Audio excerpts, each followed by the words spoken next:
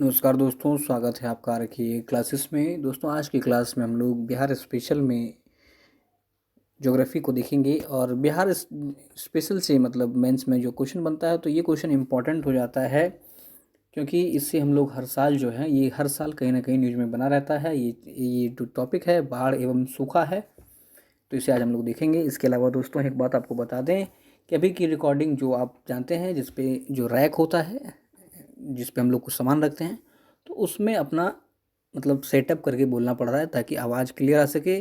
क्योंकि कई लोगों की शिकायत थी कि आवाज़ जो है मतलब एकदम नहीं आता है।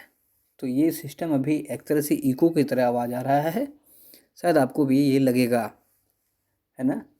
तो हाँ, इसके अलावा यदि आप चैनल पर नए हैं तो चैनल को सब्सक्राइब करें, पास वाले बेल आइकन को जरूर दबाएं। वीडियो अच्छा लगता है तो इसे लाइक और शेयर जरूर करें। शुक्रिया एक बार फिर से उन 12 साथियों का जिन्होंने सहायता की है। सभी लेक्चर का पीडीएफ आपको मिल जाएगा हमारे टेलीग्राम चैनल पर, लेकिन इसमें कुछ परिवर्तन है जिस पर कि आगे हम लोग बात करेंगे। इसके अलावा जल्द ही जो है स्टैटिक्स की क्लास भी शुरू कर देंगे।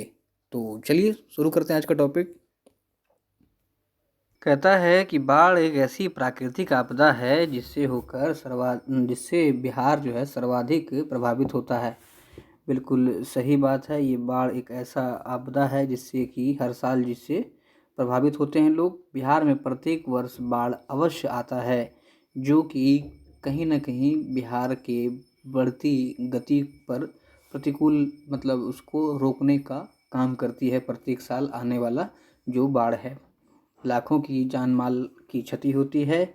बात करें भारत के संदर्भ में तो बिहार का प्राकृतिक उच्चावच जो है अपवाह तंत्र के साथ नदियों का जलग्रहण क्षेत्र तथा मानसूनी वर्षा की प्राप्ति ऐसी है कि बाढ़ से बच पाना लगभग असंभव है। अर्थात यहाँ की जो प्राकृतिक उच्चावच है, नदी का जो कई सारी नदियाँ का जो प्रवाह क्षेत्र है एवं मानसूनी वर्षा का जो इफेक्ट है, तो सारा सिचुएशन ऐसा ही बन जाता है कि इससे बाढ़ से बच पाना मुश्किल है। कहता है कि राष्ट्रीय बाढ़ आयोग के अनुसार देश का सबसे बाढ़ग्रस्त राज्य बिहार ही है। यहाँ के 38 जिलों में से 33 जिले बाढ़ से प्रभावित हैं तथा पूरे बिहार के क्षेत्रफल का लगभग 73% बाढ़ग्रस्त है। तो अंदाज़ा आप लगा सकते हैं कि कितनी क्षति या कितनी समस्या लोगों को होती है इससे। कहता है उत्तरी बिहार के जिले बाढ़ में जो है प्रभावित क्षेत्र हैं। इनमें सारण, वैशाली, गोपालगंज, दरभंगा, मधुबनी, पूर्णिया, सहरसा, कटिहार, खगड़िया, बेगूसराय मुख्य है। उत्तरी बिहार की नदियां जो है ये घाघरा, बागमती, कोसी, कमला बलान, महानंदा प्रत्येक वर्ष जो है बाढ़ लाती है। इनमें सबसे फेमस तो ये कोसी है। कहता है दक्षिणी बिहार में पटना, जहानाबाद जिले भी बाढ़ से प्रभावित होते हैं। बात करें बिहार में बाढ़ आने के कुछ कारणों की तो ये है, पहला नंबर में हम लोग देखते हैं कि हिमालय क्षेत्र से निकलने वाली नदियों का जल ग्रहण क्षेत्र जो है ये काफ़ी बड़ा है, जिसमें जो है काफ़ी पानी जो है स्टोर हो जाता है।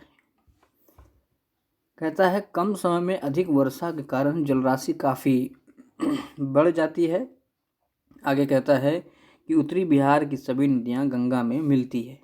वर्षा के समान गंगा का जल स्तर काफ़ी ऊंचा रहता है, अतः सहायक नदियों का जल गंगा में प्रवाहित नहीं हो पाता है। नतीजतन नदियों का जल क्षैतिज रूप से फैलकर बाढ़ लाता है। तो ये समस्याएं जो हैं उत्पन्न होती, कई सारी जो नदियां जो हैं ये गंगा में मिलती है। फिर जो है और इसी समय अगर बारिश वगैरह हो जाए तो काफ़ी जल जो है नदियों में काफ़ी जल बढ़ जाता है, जिससे क्या होता है कि ये अपने रूट को बदल लेती है, जिससे बाढ़ आता है। हाँ दोस्तों, कई लोगों को बोल रहे थे कि नोट्स के बारे में, तो देखिए इंग्लिश का मेरे पास कोई भी साधन उपलब्ध नहीं है ना। तो जिन्हें इंग्लिश का चाहिए वो खास करके हमसे नहीं हो पाएगा। इंग्लिश का नोट्स वो मेरे पास नहीं है, बिल्कुल भी नहीं है। हाँ, जहाँ तक रही बात कि आपकी हेल्प की, तो वो जो है कोशिश कर सकते हैं। अगर आपको चाहिए तो आप कमेंट करें, बाकी हिंदी में जो भी अवेलेबल होगा वो आपको मिल सकेगा। ठीक है, पेपर 1, पेपर 2 और ज्योग्राफी ऑप्शनल। आगे कहता है कि अवसादों के निक्षेप के कारण अधिकांश नदियों का तल उथला हो जाता है। ठीक है, आगे देखते हैं। आगे कहता है कि उत्तरी बिहार की नदियों में मार्ग परिवर्तन के कारण भी जो है बाढ़ आती है। लगातार जो है नदियाँ अपना मार्ग परिवर्तन करती है, जिससे बाढ़ आता है। खास करके कोसी इसमें सबसे आगे है। कहता है हिमालय तथा दक्षिण पठार की तीन जो हिमालय और दक्षिण पठार के बीच जो गंगा बेसिन है, इसकी बनावट ऐसी है कि यहाँ से शीघ्र जल निकासी संभव नहीं है, जबकि उत्तर व दक्षिण से आने वाली नदियाँ अपने जल को इसी बेसिन में जमा करती है। मतलब ये हो गया कि आप किसी टंकी में अगर कोई पानी है और उससे जो निकासी नल है वह 1 बाल्टी पानी 2 घंटे में भरता है, लेकिन अब क्या है कि आप जो है पर 5 मिनट में उसमें 10-10 बाल्टी पानी डाल रहे हैं। तो सिचुएशन कुछ ऐसा ही बनता है यहाँ पर। 7वां नंबर पॉइंट कहता है कि मैदानी भागों का भौम जल स्तर काफ़ी ऊंचा है। इसी कारण भूमि में जल स्त्राव कम होता है, जिससे धरातलीय जल लंबे समय तक जमा रहता है ना। हाथ से ही आप चाहेंगे तो कुआं निकाल सकते हैं। शहर के जैसा नहीं है, ये जो है 300 फीट 200 फीट बोरिंग जाएगा, है ना। अगला है तटबंधों के निर्माण के कारण भी बाढ़ प्रभावित क्षेत्रफल में वृद्धि हुई है। 1954 में कहता है कि 160 किलोमीटर लंबे तटबंध थे और यह बाढ़ प्रभावित क्षेत्र 25 लाख हो गया था। वर्तमान में 3430 किलोमीटर तटबंध है, जबकि बाढ़ प्रभावित क्षेत्र बढ़कर कितना हो गया, 68 लाख हेक्टेयर हो गया। तो ये भी इफेक्ट इसके ऊपर डालता है।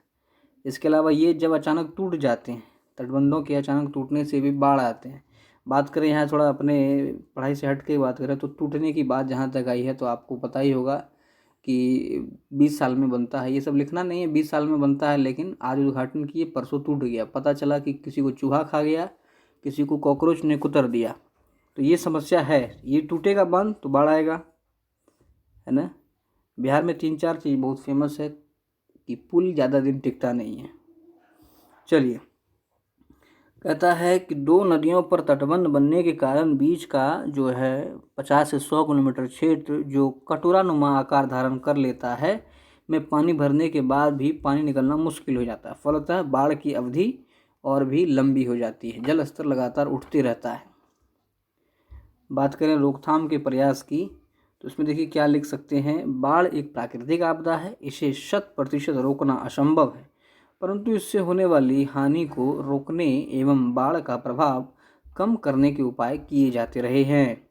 1954 में राष्ट्रीय बाढ़ नीति लाई गई। इसके तहत तटबंधों का निर्माण किया गया। हालांकि तटबंध बाढ़ को रोकने में अत्यधिक सहायक नहीं हो सके। वानिकी मृदा अपरदन को रोकना आदि कार्यक्रम भी किए जा रहे हैं। बाढ़ से निपटने के लिए वृहद प्रयासों की आवश्यकता है, जो निम्न रूपों में हो सकते हैं। कहता है जल ग्रहण क्षेत्र कार्यक्रम। कहता है इसके लिए नेपाल सरकार से सहयोग लेना होगा।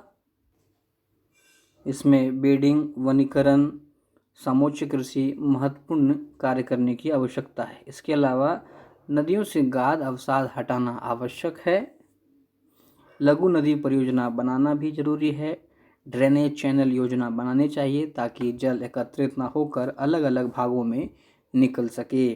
बाढ़ग्रस्त इलाकों में मकान ऐसे बनाए जाएं जो बाढ़ को सह सकें।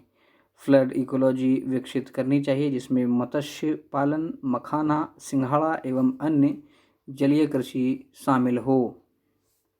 उसके बाद कहता है कि बाढ़ भविष्यवाणी को सुचारू रूप से मतलब स्थापित करना चाहिए। देखिए ये है पूरा ये वाला एरिया जो है, बात करें तो ये बाढ़ का इससे प्रभावित है। जस्ट उसके नीचे जो अगर आप देख लीजिएगा तो ये सूखा है ना। तो ये आधा बाढ़ में निकल गया, आधा सूखा में निकल गया, बीच वाला टाल क्षेत्र है। कहता है बाढ़ से बचने के लिए एक अस्थायी उपाय आवश्यक है। विशेषज्ञों तथा जेएनयू के प्रोफेसरों के द्वारा एक प्रस्ताव दिया गया है जो बाढ़ रोकने का एक अस्थायी उपाय हो सकता है। कहता है कि प्रस्ताव के अनुसार नेपाल से समझौता कर बिहार नेपाल की सीमा के साथ साथ 20 से 25 मीटर चौड़ा तथा 5 से 10 मीटर गहरा जलाशय का निर्माण किया जाना चाहिए। उत्तर से आने वाली नदियों का जल इसमें लाकर जल का पूर्ण नियमन किया जाए। जलाशय का उपयोग मत्स्य पालन हेतु करना चाहिए एवं जलाशय के ऊपर सुपर हाईवे सड़क का निर्माण सीमा के साथ साथ कर दिया जाए तो ये काफ़ी जो है रोकने में सहायक होगा। इससे बिहार जो है बाढ़ से मुक्त हो सकता है एवं अन्य विकासात्मक कार्य भी किए जा सकेंगे। बात करें अगर सूखे की, तो सूखा में देखिए कहता है कि बिहार में दक्षिणी बिहार का मैदान, जो भी हम लोगों ने फिगर में देखा, मुख्य रूप से सूखे से प्रभावित होता है। कैमूर, रोहतास, औरंगाबाद, गया, नवादा, लखीसराय, मुंगेर, जमुई, शेखपुरा, भागलपुर, पटना, नालंदा, जहानाबाद आदि ये सारे ज़िले जो हैं ये सूखे से प्रभावित हैं।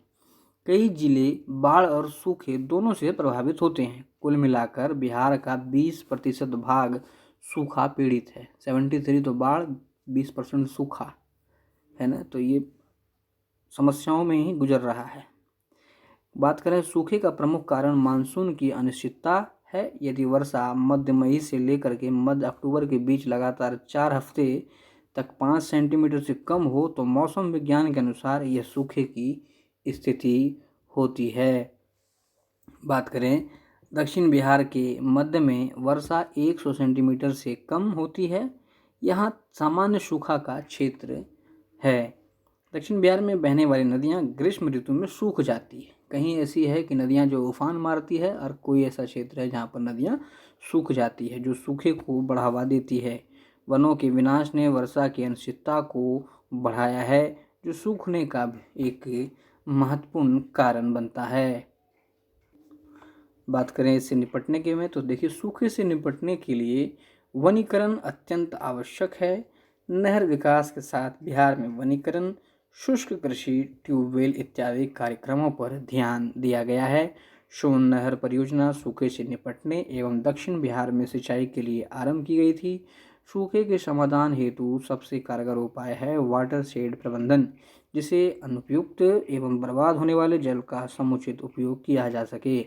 नदियों के जल एवं वर्षा जल को नहरों एवं छोटे जलाशयों में संचित किया जाना चाहिए और इन सभी उपायों से सूखे से बचा जा सकता है। तो दोस्तों बिहार में बाढ़ और सूखा से संबंधित इतने महत्वपूर्ण फैक्ट बनते हैं, इसमें आप अपनी तरफ से भी कुछ ऐड कर सकते हैं। बाकी दोस्तों यदि कोई दोस्त हेल्प करना चाहता है तो वो ज़रूर करे, ताकि जो है और भी कई सारी वीडियोस लगातार आ सकें। अगर आप नए हैं तो चैनल को सब्सक्राइब करें, पास वाले बेल आइकन को दबाएं। मिलते हैं अगले वीडियो में।